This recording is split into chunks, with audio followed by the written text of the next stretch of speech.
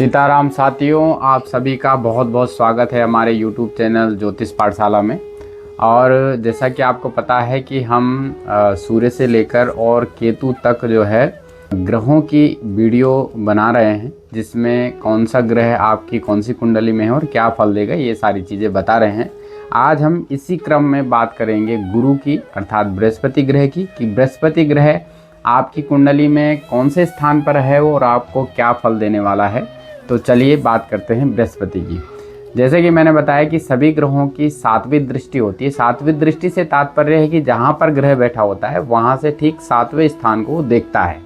लेकिन बृहस्पति की 3 दृष्टियाँ हैं, जो पहली है 5वीं दृष्टि, दूसरी है 7वीं और तीसरी 9वीं। अर्थात वो जहाँ पर बैठा होगा वहाँ से 3 स्थानों को देखेगा, एक 5वें भाव को, एक 7वें भाव को और एक अपने से 9वें भाव को। तो बात करते हैं बृहस्पति की। बृहस्पति यदि लग्न में हो तो ऐसा जातक सुंदर होता है, ऐसा व्यक्ति सुंदर होता है, उसकी वाणी आकर्षक होती है और वो अपनी वाणी से सभी लोगों को प्रभावित कर लेता है, समाज को अपनी ओर आकर्षित कर लेता है। इसी के साथ पंचम, सप्तम और नवम भाव पर जब बृहस्पति की दृष्टि पड़ती है तो पंचम भाव पर दृष्टि पड़ने के कारण जातक की शिक्षा अच्छी होती है। सप्तम भाव पर दृष्टि पड़ने के कारण विवाह अच्छा होता है, दाम्पत्य जीवन सुखद होता है। और 9वें भाव पर दृष्टि पड़ने के कारण जातक का भाग्य उत्तम होता है, हर जगह जातक का भाग्य साथ देता है। बात करें द्वितीय भाव की, द्वितीय भाव धन का भाव होता है। यदि यहाँ पर बृहस्पति बैठे हुए हैं तो ये भाव धन, वाणी और कुटुंब का होता है।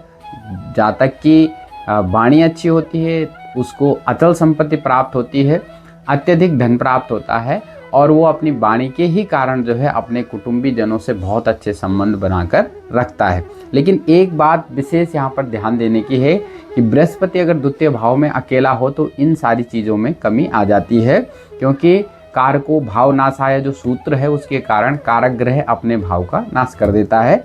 बृहस्पति उस भाव को जो है नुकसान पहुँचाने का कार्य करता है।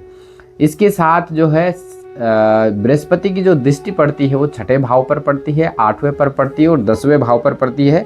6ठे भाव पर जब बृहस्पति की दृष्टि पड़ती है तो व्यक्ति के शत्रु तो होते हैं, लेकिन सामने आने पर वो जो है उससे दूर हो जाते हैं, उसके सामने आने से शांत हो जाते हैं। 8वें भाव पर जब दृष्टि पड़ती है तो व्यक्ति आध्यात्मिक चिंतन की ओर जाता है, आध्यात्मिक चिंतन उसका बढ़ता है।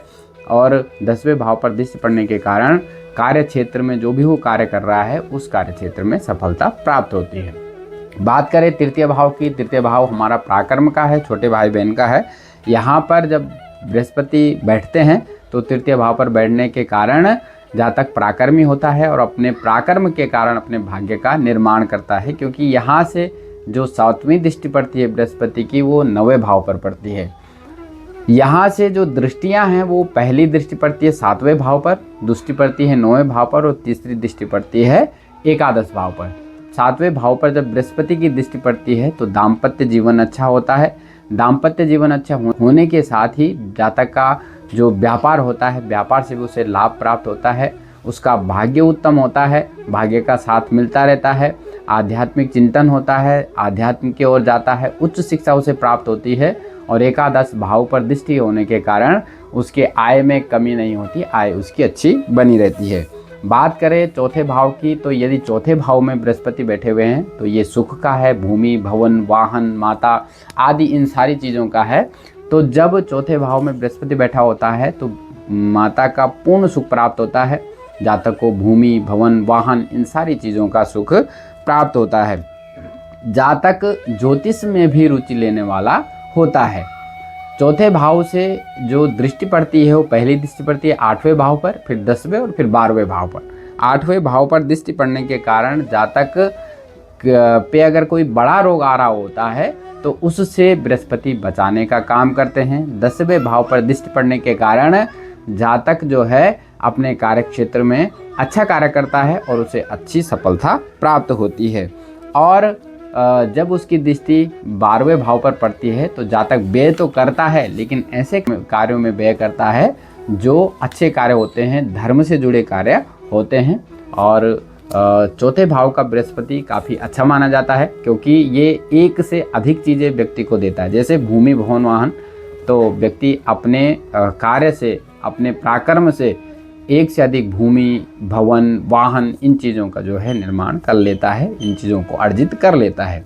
बात करें पंचम भाव की, तो पंचम भाव पर भी यही नियम लागू होता है कि बृहस्पति यदि अकेला बैठा हुआ हो तो यहाँ जो है वो नुकसान अवश्य करता है।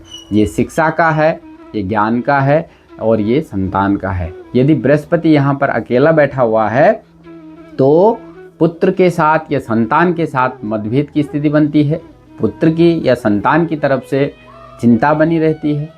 लेकिन यहाँ पर अगर बृहस्पति बलवान हुआ तो ऐसा भी माना जाता है कि ये 5 पुत्र देता है। यहाँ पर अगर बृहस्पति की स्थिति अच्छी हुई तो शिक्षा के क्षेत्र में, ज्ञान के क्षेत्र में बृहस्पति जातक को बहुत उत्तम बना देता है। उसे एक से अधिक विषयों का ज्ञान होता है। 5वें भाव से जो उसकी दृष्टि पड़ती है 9वें भाव पर, 11वें भाव पर और लग्न पर पड़ती है। 9वें भाव पर दृष्टि पड़ने के कारण जातक की उच्च शिक्षा अच्छी होती है, आध्यात्म के क्षेत्र में वो जाता है और इसके साथ साथ उसकी रुचि ज्योतिष में भी होती है। 11 भाव पर दृष्टि पड़ने के कारण अच्छे कार्यों से यदि वो धन कमाए तो उसकी आय की स्थिति बहुत अच्छी होती है और वो अच्छा धन कमा लेता है। लग्न पर दृष्टि पड़ने के कारण उसका जो है समाज में मान, प्रतिष्ठा, सम्मान, ये सारी चीज़ें बढ़ती हैं और इसके साथ साथ ही उसका समाज में एक अच्छा नाम होता है। इसके साथ ही आया, भाग्य और व्यक्तित्व, कहने का तात्पर्य है कि ये तीनों चीज़ें यदि पंचम में बृहस्पति है तो ये तीनों चीज़ें उसकी अच्छी हो जाती हैं। और बात करें छठे भाव की, तो छठे भाव में यदि बृहस्पति बैठा हुआ है तो छोटे मोटे पेट से जनित रोग जातक को होते हैं, लेकिन जो शत्रु होते हैं, शत्रु इसके सामने आने से ही जो है शांत हो जाते हैं। शत्रु इसका कुछ नहीं बिगाड़ पाते हैं। पेट जनित समस्या इनको अवश्य होती है।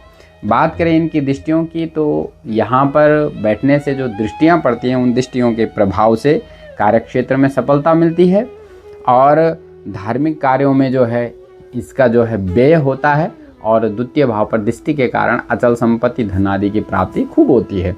बात करें सप्तम भाव की, तो सप्तम भाव में यदि बृहस्पति बैठे हुए हैं तो दाम्पत्य जीवन सुखद होता है और साधारणतया जातक का विवाह भी लगभग शीघ्र ही हो जाता है। और जब विवाह हो जाता है तो विवाह के पश्चात जातक का व्यापार यदि वो कर रहा है तो व्यापार अच्छा चलता है, व्यापार से अच्छी आय होती है, पति पत्नी के बीच में मधुर संबंध होते हैं।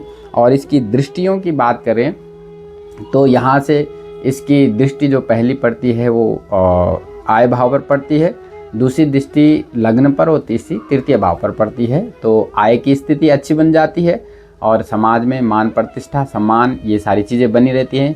समाज में इसका एक अलग ही रूप निखर कर आता है और तृतीय भाव पर दृष्टि पड़ने के कारण छोटे भाई बहनों को सुख तो मिलता ही है, इसके साथ साथ पराक्रम भी इतना उत्तम होता है कि अपने पराक्रम के कारण जो है समाज में इसको एक प्रतिष्ठा प्राप्त होती है। बात करें अष्टम भाव की, तो अष्टम भाव में यदि गुरु बैठे हों तो जातक को पेट जनित कोई बड़ा रोग होने की संभावना होती है। और यदि यहाँ बृहस्पति पाप पीड़ित हो गए तो ये पेट रोग जो है सर्जरी के रूप में भी बदल सकता है, अर्थात उसका ऑपरेशन भी हो सकता है। इसके साथ साथ जातक आध्यात्मिक होता है तथा सदैव प्रयत्नशील रहता है अपने कार्य करने के लिए। इसको एक से अधिक भूमि, भवन, वाहन, इन सारी चीज़ों का सुख प्राप्त होता है। और यदि इसके साथ कुछ अन्य योगों का मेल भी हो रहा है तो 8वें भाव में बैठा हुआ जो बृहस्पति है ये जातक को साधु, सन्यासी आदि भी बनाने का प्रयास करता है या बना लेता है। बात करें नवम भाव की, तो नवम भाव हमारा भाग्य का है, उच्च शिक्षा आदि का है, धर्म का है। तो इसलिए नवम भाव में बैठा जो बृहस्पति है वो जातक को उत्तम भाग्य प्रदान करता है, साथ ही उच्च शिक्षा उसकी अच्छी होती है और इसके साथ साथ धर्म के कार्यों में वो निरंतर लगा रहता है। जातक का व्यक्तित्व उत्तम होता है और अपने पराक्रम से जो है वो समाज में अपनी प्रतिष्ठा स्थापित करता है। समाज में उसे मान, सम्मान, प्रतिष्ठा, ये सारी चीज़ें मिलती हैं क्योंकि नवम भाव से लग्न पर बृहस्पति की दृष्टि पड़ती है, तृतीय भाव पर और पंचम भाव पर दृष्टि पड़ती है। यहाँ बैठा गुरु जो है बृहस्पति जातक को ज्योतिषी भी बना देता है और बहुत सारे विषयों में उसे जो है अच्छा ज्ञानी बना देता है। उसे एक से अधिक विषयों का अच्छा ज्ञान होता है और इसी के कारण जो है समाज में जो है उस व्यक्ति का नाम मान प्रतिष्ठा ये सारी चीज़ें बनी रहती हैं। बात करें दसम भाव की, दसम भाव हमारा कार्य क्षेत्र का है, पिता का है। तो ऐसा जातक जिसके दसम भाव में बृहस्पति है, जब उसका जन्म होता है तो उसी समय से उसके पिता का भाग्य खुल जाता है, उसके पिता को अत्यधिक लाभ होता है और अपने आप भी वो समाज में जो है किसी अच्छे पद पर पहुंचकर जो है मान सम्मान प्रतिष्ठा तो प्राप्त करता ही है। सरकारी नौकरी भी उसकी लगती है और सरकारी नौकरी ना भी लगे तो वो किसी अच्छे क्षेत्र में कार्य करता है और अच्छी नौकरी उसे प्राप्त होती है। इसे माता पिता का पूर्ण सुख प्राप्त होता है, साथ ही अचल संपत्ति प्राप्त होती है और छठे भाव पर दृष्टि के कारण शत्रु, ऋण, रोग, इन सारी चीज़ों से उसे कोई समस्या नहीं होती है। आने के बाद भी ये सारी चीज़ें उसका कुछ नहीं बिगाड़ पाती हैं।